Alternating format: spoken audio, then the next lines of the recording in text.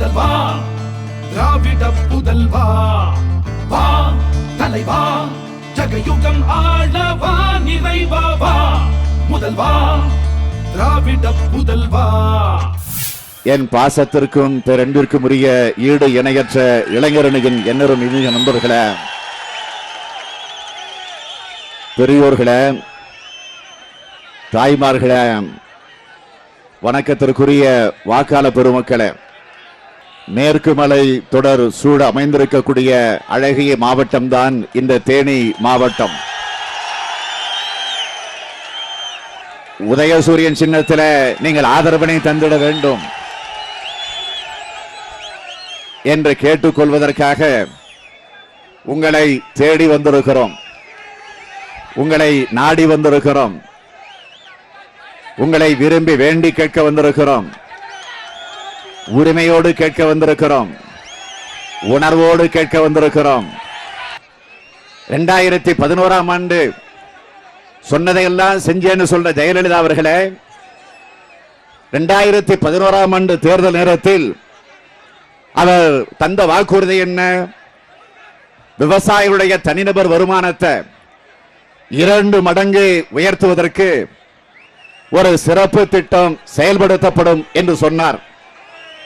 நான் கேட்கிறேன், அது மாதிரி ஒரு திட்டம் இதுவரையில் இந்த ஆட்சியில நிறைவேற்றப்படக்கூடிய சூழ்நிலைக்கு வந்திருக்கா? தயவு செய்து நீங்க சொல்லுங்க. என்ன நடந்து கொண்டிருக்கிறது? விவசாயிகள் கடன் சுமையால இந்த 5 வருஷத்துல நம்முடைய தமிழ்நாட்டில் எத்தனை பேர் தற்கொலை செய்து கொண்டு மாண்டிருக்கிறார்கள் என்று சொன்னால், நான் புள்ளி விவரத்தோடு சொல்லுகிறேன், 2300 விவசாயிகள் தற்கொலை செய்து கொண்டு மாண்டிருக்கிறார்கள். நான் ஏதோ வாய்க்கு வந்தபடி பேசுகிறேன் என்று நீங்கள் கருதிவிடக் கூடாது. ஆதாரத்தோடு சொல்லுகிறேன், புள்ளி விவரத்தோடு சொல்லுகிறேன்.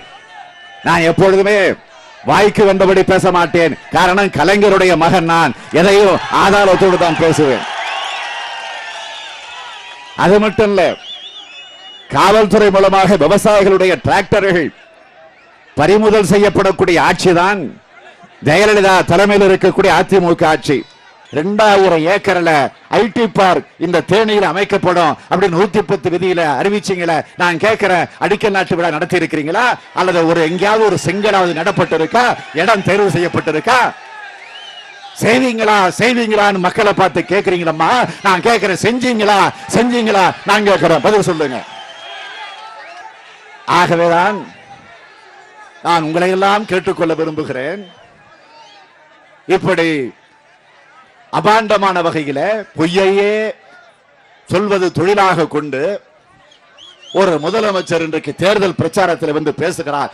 எனவே வருகின்ற 16ஆம் தேதி ஜெயலலிதாவிற்கு மட்டுமல்ல, அமைச்சராக இருக்கக்கூடிய ஓ பன்னீர்செல்வத்திற்கும் சேர்த்து நீங்கள் தண்டனை கொடுக்கணும். அதுக்கு நீங்க தயாராகிட்டீங்களா? தயார்தானா?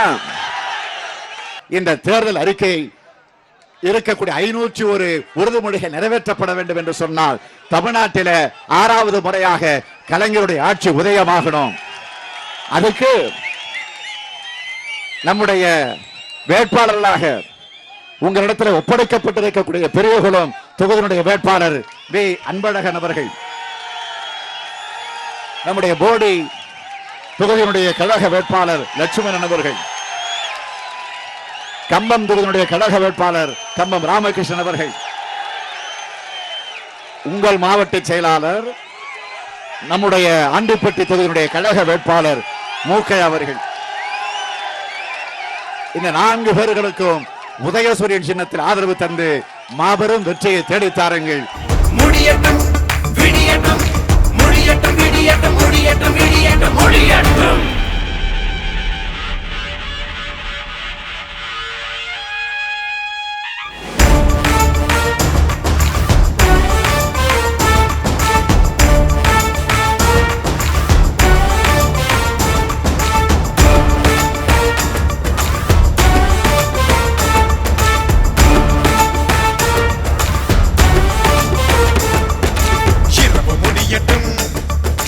விடியல் ஒன்று விடியட்டும்,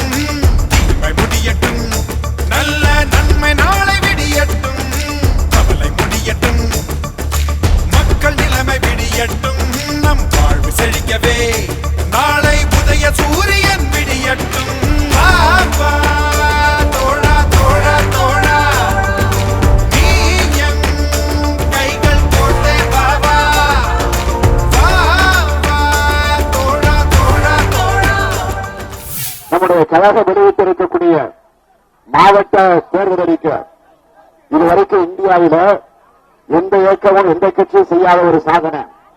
மாநில அளவில் தேர்தல் அறிக்கை வெளியிட்டு அதே நேரத்தில் மாவட்ட அளவில் தேர்தல் அறிக்கை வெளியிட்ட ஒரே கட்சி திராவிட முன்னேற்ற கழகம் தான் தலைவர் கலைஞர் அவர்கள் என்பதை நான் இங்க அழுத்தம் திருத்தமாக குறிப்பிட விரும்புகிறேன்.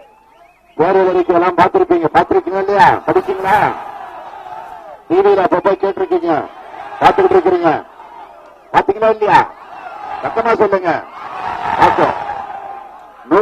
501 உறுதிமொழிகள் இந்த தேர்தல் அறிக்கை இடம்பெற்றிருக்கு.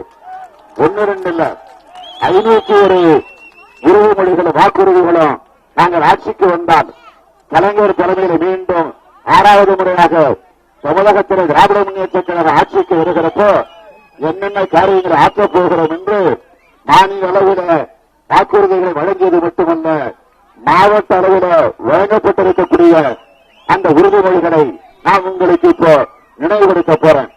நிலைக்கோட்டை வட்டம் ஏழுவனம்பட்டி பகுதியில் குடிநீர் தேவையை பூர்த்தி செய்ய மஞ்சளாறு அணையிலிருந்து தண்ணீர் கொண்டு வர நடவடிக்கை எடுக்கப்படும். நிலைக்கோட்டை அரசு பொது மருத்துவமனையில அவசர சிகிச்சை பிரிவு தொடங்கப்பட்டு அதனுடைய தரம் உயர்த்தி வழங்கப்படும் என்ற உறுதியை நான் தெரிவித்துக் கொள்ள விரும்புகிறேன். ஆக செய்வதையும் செய்யப்போவதையும் சொல்லி நான் உங்களுக்கு வாக்கு கேட்க வந்திருக்கிறேன். ஆனா ஜெயலலிதாவோ தமிழகத்தை இன்றைக்கு ஒரு இருள் நாடாக்கி முடக்கி வச்சு அவரும் இன்றைக்கு தமிழ்நாடு முழுவதும் சென்று வாக்குகளை கேட்டுக் கொண்டிருக்கிறார். 5 ஆண்டு கால ஆட்சி காலத்தில் ஜெயலலிதா கொடநாட்டிலே போய் ஓய்வெடுத்தார், சிறுகாவூரிலே போய் ஓய்வெடுத்தார், ஓஎஸ் கார்டனில் ஓய்வெடுத்தார். ஆகவே நிரந்தரமாக அவருக்கு ஓய்வு கொடுக்க வேண்டும் என்று சொன்னால் இந்த தேர்தலில் அவர் ஆட்சி கட்டிலிருந்து நீங்கள் இறக்கிட வேண்டும். ஆக அரசியலிருந்து தூரமாக அவரை ஒதுக்கிட வேண்டும்.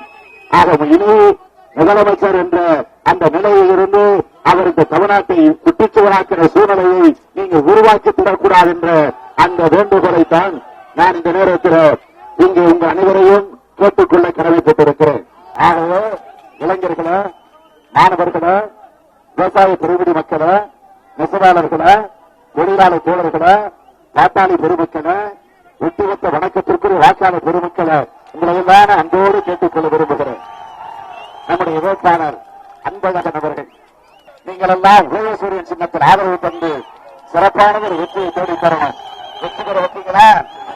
வெற்றி பெற வைப்பீங்களா? நிச்சயமா, உறுதியா?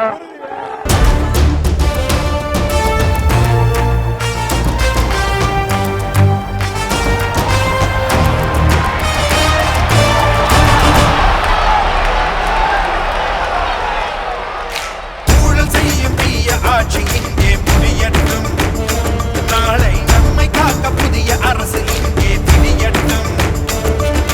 முடியட்டும், விடியட்டும், வாழ்க்கை இங்கே ஒளிரட்டும்.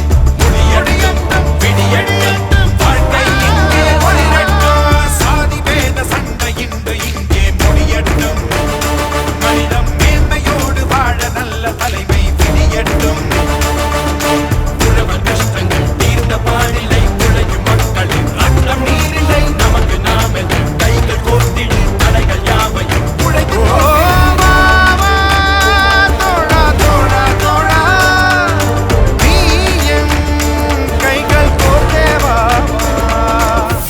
உங்களுக்கு நான் நினைவுபடுத்துகிறேன், உறுதியோடு தெரிவிக்க விரும்புகிறேன்.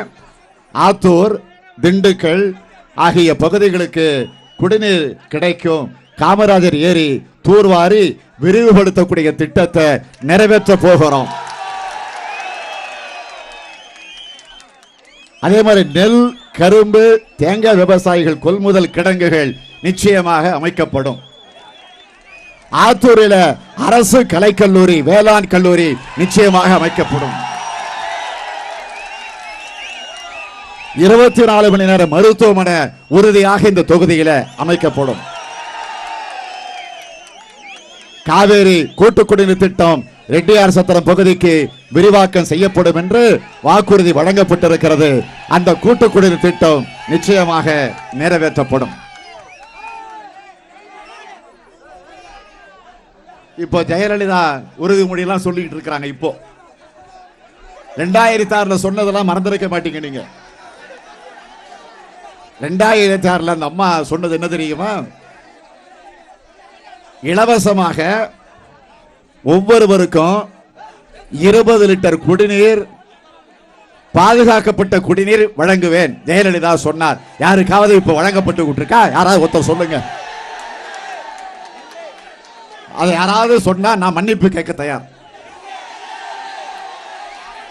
20 லிட்டர் குடிநீர் இலவசமாக தருவேன் சொன்னாங்க. இல்ல, ஆட்சிக்கு வந்ததும் 1 லிட்டர் குடிநீரை 20 ரூபாய்க்கு விற்கக்கூடிய மானங்கெட்ட அரசு இந்த அரசு. மறந்துடாதீங்க. விலைவாசியை குறைப்பானாங்களே குறைச்சாங்களா? மின் கட்டணத்தை குறைப்பானாங்களே குறைச்சாங்களா? பால் விலையை குறைப்பானாங்களே குறைச்சாங்களா? பஸ் கட்டணத்தை குறைப்பானாங்களே குறைச்சாங்களா? 50%, 100% அதை உயர்த்தி இருக்கிறாங்களே தவிர குறைக்கல. இளைஞர்களுக்கு வேலை வாய்ப்பு வழங்குவேன்னு சொன்னாங்களா? வழங்கினாங்களா? இன்னைக்கு போய் நீங்க எம்ப்ளாய்மெண்ட் எக்ஸ்சேஞ்சில் போய் பாருங்க, கணக்கு இருக்கு. வேலை வாய்ப்பை பெற்று தரக்கூடிய, அதற்காக பதிவு செய்யக்கூடிய அலுவலகம் BA, MA, BCom, MCom, BSc, MSc என்று படிச்சு பட்டம் பெற்றிருக்கக்கூடிய இளைஞர்கள் 94 லட்சம் பேர் பதிவு செஞ்சிருக்கிறாங்க வேலை கேட்டு. இந்த ஆட்சியில வெட்கக்கேடு. கழக ஆட்சி காலத்தில் மருத்துவக் கல்லூரி ஆத்தூர் தொகுதியில உருவாக்க வேண்டும் என்று தலைவர் கலைஞரிடத்தில் வாதாடி போராடி அதற்காக அனுமதி பெற்று அதற்கு அடிக்கல் நாட்டப்பட்டது. ஆனால் இந்த ஆட்சியில அது கிடப்பிட போடப்பட்டிருக்கு. எனவே உறுதியோடு சொல்ற, மீண்டும் கலைஞர் தலைமையில் ஆட்சி அமைகிறப்போ இதே ஆத்தூரில மருத்துவக் கல்லூரி உருவாக்கப்படும் என்ற உறுதியை நான் தெரிவித்துக் கொள்ள விரும்புகிறேன். அதேபோல சின்னாலப்பேட்டையில சாயப்பற்ற நிச்சயமாக அமைக்கப்படும். தேங்காய்க்கு கட்டுப்படியான விலை உறுதியாக வழங்கப்படும். அனைத்து கண்மாய்களும் சிமெண்ட் வாய்க்காலாக மாற்றி அமைத்து தரப்படும் என்ற அந்த உறுதியை நான் இந்த நேரத்தில் தலைவர் கலைஞர் அவர்களின் சார்பில், திராவிட முன்னேற்ற கழகத்தின் சார்பில் நான் உங்களுக்கெல்லாம் தெரிவித்துக் கொண்டு, மறந்துடாதீங்க, வருகிற 2016 மே மாதம் 16ஆம் தேதி நடக்க இருக்கக்கூடிய இந்த தேர்தலில் நம்முடைய வேட்பாளர் IP அவர்களை பெருவாரியான வாக்கு வித்தியாசத்தில் வெற்றி பெற வையுங்கள் என்று உங்களை எல்லாம் அன்போடு கேட்டுக்கொண்டு, உங்களுடைய அன்பான உற்சாகமான வரவேற்புக்கு நன்றி நன்றி நன்றி. மக்கள் நிலைமை விடியட்டும், நம் வாழ்வு செழிக்கவே நாளை உதய சூரியன் விடியட்டும்.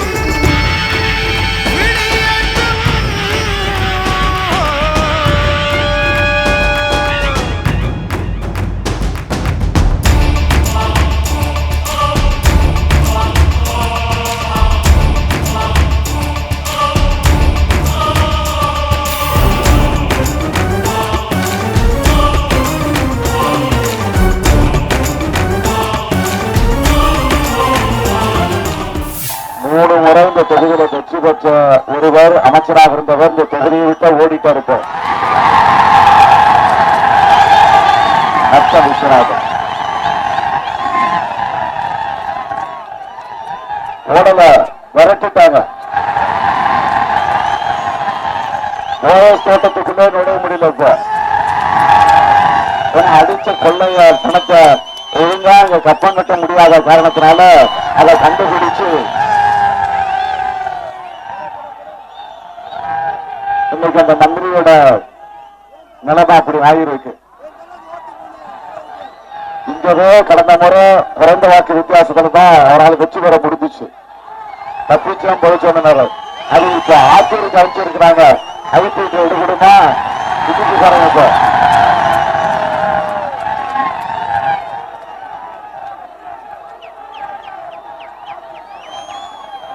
எந்த பாட்சாவும் ஐபிட்ட பலிக்காது. 2011 நடந்த தேர்தல் 23 தொகுதியில் நாம வெற்றி பெற்றாலும் அதுல முதலிடத்துல அதிகமான வாக்கு வித்தியாசத்தில் வெற்றி பெற்ற தொகுதி அந்த ஆத்தூர் தொகுதி, ஐபி வெற்றி பெற்ற தொகுதி. அங்க அனுப்பிச்சு வச்சிருக்கிறாங்கன்னா என்ன காரணம்? அங்க போய் படுதோல்வி அடையணும், டெபாசிட் போகணும்னு தான் நம்ம தேர்ந்தெடுத்து அந்த தொகுதிக்கு அனுப்பிச்சு வச்சிருக்கிறாங்க. இதுல இருந்து புரிஞ்சுக்கணும், அந்த அம்மாவுக்கே விசுவாசமாக இல்லாத நத்த விஸ்வநாதன் இந்த தொகுதிக்கா விசுவாசமா இருக்க போறாரு அப்படின்னு நினைச்சு அனுப்பிச்சு வச்சுட்டாங்க. இதே நத்த விஸ்வநாதன் அவர்கள்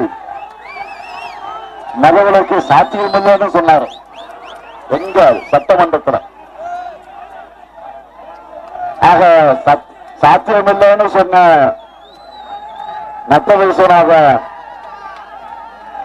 சொல்றாருன்னா அது ஜெயலலிதாவுடைய குரல்.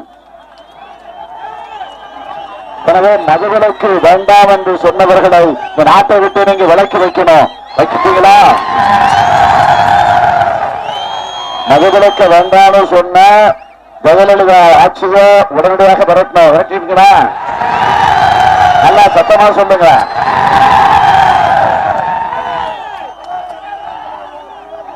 இதே நத்தம் விஸ்வநாதன் அடிச்ச கொள்ள எல்இடி பல்பு பல்பு வாங்குறதுல கொள்ளையடிச்சவர் தான் நத்தம் விஸ்வநாதன் அவர்கள். தனியாரிடம் மின் கொள்முதல் செய்வதில் பல கோடி ரூபாய் ஊழல் செஞ்சவர் தான் நத்தம் விஸ்வநாதன் அவர்கள். உங்க வீடுகள்ல பொறுக்கிறாங்களே மீட்டர், அந்த மீட்டர்களை வாங்குறதுல கொள்ளையடிச்சது. ஆக இந்த தொகுதியில 4 முறை வெற்றி பெற்ற நத்தம் விஸ்வநாதன் என்ற சட்டமன்ற தொகுதிக்கு எதுவும் செய்யல. அதனாலதான் அவரும் இந்த தொகுதியை விட்டு வேறு தொகுதிக்கு போயிருக்கிறார். எந்த புதுச்சாலையும் புதிய தொழிற்சாலை கிடையாது. சட்டம் ஒழுங்கு சந்தி சிரிக்குது. இளைஞர்களுக்கு வேலை வாய்ப்பு இல்ல. அரசு மாம்பழச்சாறு தொழிற்சாலை அமைய வேண்டும் என்பது இந்த பகுதியில் இருக்கக்கூடிய மக்களுடைய நீண்ட நாள் கோரிக்கை. அந்த கோரிக்கையை அமைச்சராக இருந்த போது அவர் நிறைவேற்றவில்லை. தென்னை வளர்ச்சி வாரியத்தினுடைய கிளை அலுவலகம் ஆரம்பிக்க வேண்டும் என்ற கோரிக்கையை கூட அவர் நிறைவேற்றுவதற்கு முன்வரவில்லை என்பது உங்களுக்கு தெரியும். இதே நத்தத்துல அரசு கல்லூரியும் அரசு தொழிற்பயிற்சி நிலையமும் தொடங்க வேண்டும் என்ற கோரிக்கை தொடர்ந்து இருந்து வருகிறது. அதை கூட நிறைவேற்றுகிற முயற்சிகளை அமைச்சராக இருந்த நத்தம் விஸ்வநாதன் ஈடுபடல. இதெல்லாம் இப்போ கலைஞர் மனசுல வச்சுட்டு இருக்கிறாரு, திமுக மனசுல வச்சுக்கிட்டு இருக்கு, நாங்க அதை மனசுல பதிவு வச்சுக்கிட்டு இருக்கிறோம். எனவே கழக அரசு அமைந்ததும் இந்த திட்டங்கள் எல்லாம் உடனடியாக நிறைவேற்றப்பட இருக்கிறது என்ற நம்பிக்கையை உறுதியை நான் இங்கு தெரிவித்துக் கொள்ள விரும்புகிறேன். நம்முடைய வேட்பாளர் ஆந்திரமலம் அவர்களை வெற்றி பெற வைப்பீங்களா? நிச்சயமா? உறுதியா?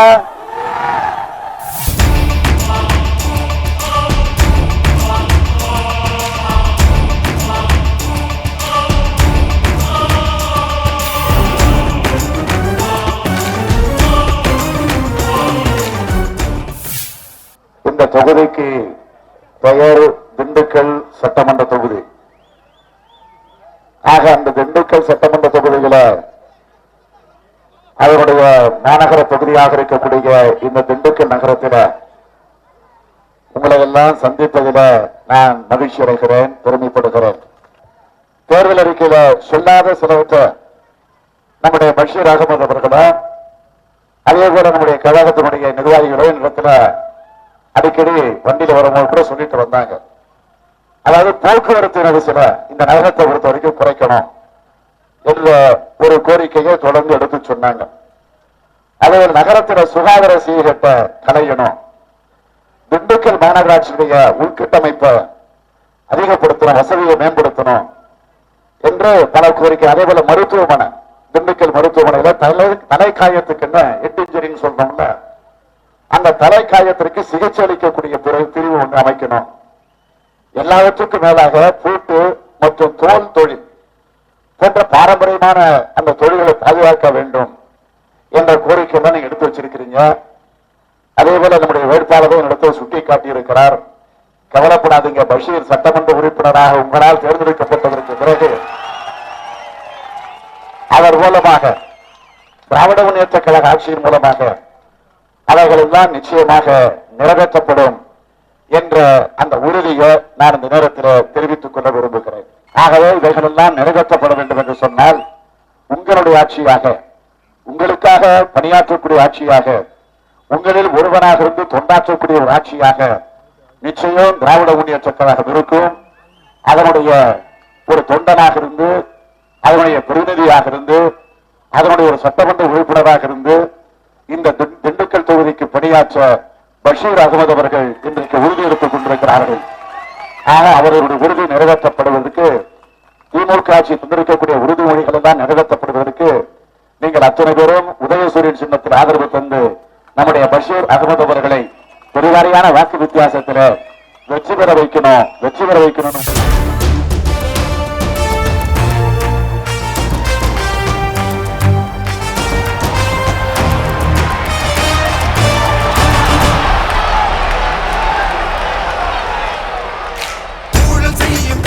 ஆட்சி இங்கே முடியட்டும். நாளை நம்மை காக்க புதிய அரசு இங்கே திணியட்டும். முடியட்டும், விடியட்டும், வாழ்க்கை இங்கே ஒளிரட்டும். முடியட்டும், விடியட்டும், வாழ்க்கை இங்கே ஒளிரட்டும்.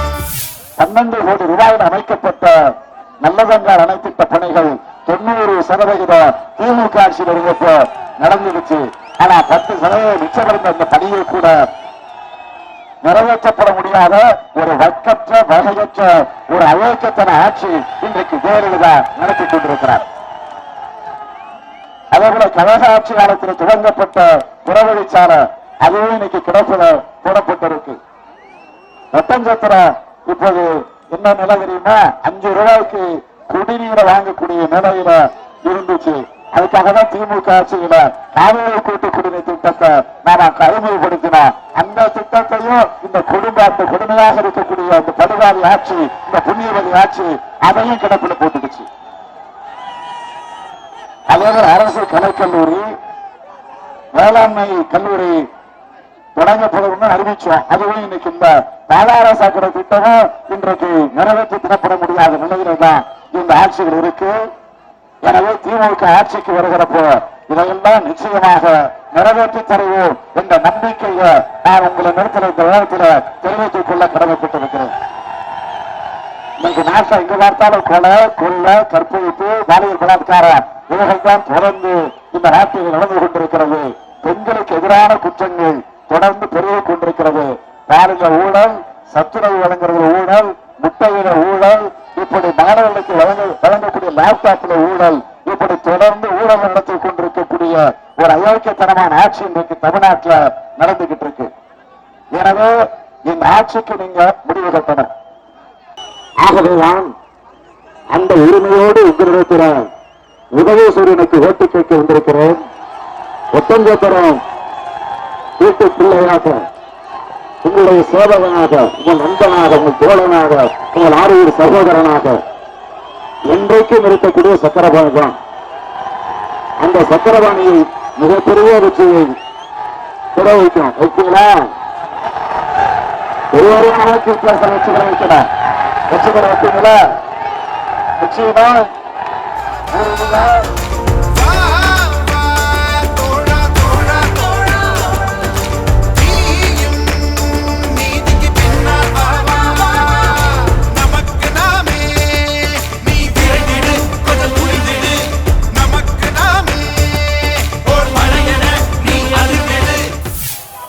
தமிழ்நாட்டு மக்கள் ஆரோக்கியமா வச்சுக்கிற பணியில தொழின்று அந்த பணியை நாம தொடர்ந்து செஞ்சுக்கிட்டு இருக்கோங்கிறது உங்களுக்கு நல்லா தெரியும். ஆனால் இன்னைக்கு இருக்கக்கூடிய அதிமுக ஆட்சி எந்த அளவுக்கு மக்கள் கொடுமைக்கு தள்ளப்பட்டிருக்கிறாங்க, எந்த அளவிற்கு அவதிக்கு ஆளாகி கொண்டிருக்கிறார்கள் என்பது உங்களுக்கு நல்லா தெரியும். ஜெயலலிதா போய் செய்வீங்களா இன்னைக்கு போய் மக்களை பார்த்து இதை விட இன்னொரு பியூட்டி என்னன்னு பாத்தீங்கன்னா, சொல்லதெல்லாம் செஞ்சுட்டாங்களா, அதை சொல்லிட்டு இன்னொன்னு சொல்றாங்க. என்ன தெரியுமா? சொல்லாததையும் செஞ்சுட்டாங்க. என்ன சொல்லாதது? என்ன சொல்ல? டாஸ்மாக் கடைகளை திறப்பன்னு சொல்லல, அதை செஞ்சுட்டாங்க இல்லையா? ஆக இப்படி சட்ட ஒழுங்கு கெட்டு போகணும் சொல்லல, அதை செஞ்சுட்டாங்க. சம்பரம்பாக்கு ஏரியை திறந்து விடுவேன்னு சொல்லல, அதை செஞ்சு முடிச்சுட்டாங்க. சொல்லாததையே ஜெயலலிதா செஞ்சிருக்கிறது உண்மைதான். ஆகவே நான் இன்னும் உங்களிடத்தில் எடுத்து சொல்ல விரும்புறேன். ஐபியும் உங்களதான் வந்திருக்கிறாரு. அதை கலைஞருடைய வாரிசு ஐபி வாரிசுக்கு ஓட்டு கேட்க வந்திருக்கிறேன். அதான் உண்மை.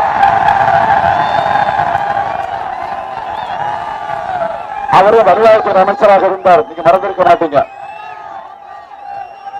அப்போ முதியோர் நலனுக்காக கலைஞர் அறிவித்த ஒரு திட்டம், 60 வயது அடைந்தவர்களுக்கு ஓய்வூதிய முதியோர் உதவி தொகை வழங்கப்பட்டுச்சு. எல்லா கட்சிக்காரர்களுக்கும் கட்சி பாகுபாடு தான் பார்க்கணும். திமுக அதிமுக பார்த்தோமா நம்ம சொல்லுங்க. இல்ல ஆனா ஜெயலலிதா ஆட்சிக்கு வந்த உடனே அதிமுக காரங்களுக்கு மட்டும் அந்த முதியோர் உதவி தொகை இன்னைக்கு வழங்கிட்டு இருக்காங்க.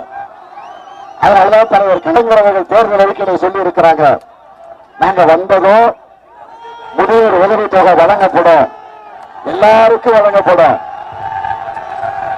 1000 ரூபாய் 1300 உயர்த்தி வழங்கப்படும். கலைஞர் சொல்லியிருக்கிறார்.